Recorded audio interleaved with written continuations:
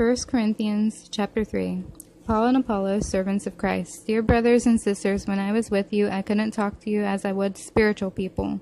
I had to talk as though you belonged to this world, or as though you were infants in Christ. I had to feed you with milk, not with solid food, because you weren't ready for anything stronger.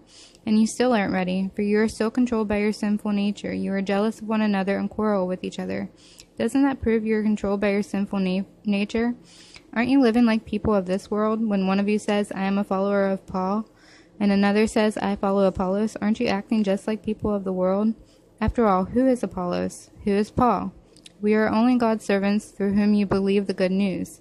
Each of us did the work the Lord gave us. I planted the seed in your hearts, and Apollos watered it. But it was God who made it grow. It's not important who does the planting or who does the watering. What's important is that God made the seed grow. The one who plants and the one who waters works together with the same purpose, and both will be rewarded for their own hard work.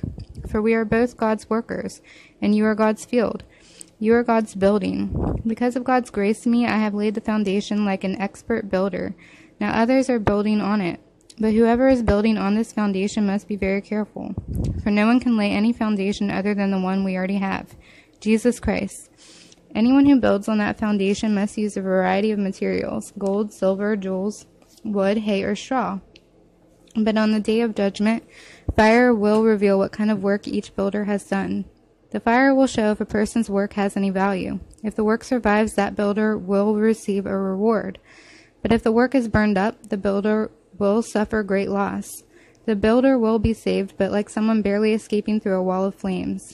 Don't you realize that all of you together are the temple of God, and that the Spirit of God lives in you? God will destroy anyone who destroys this temple.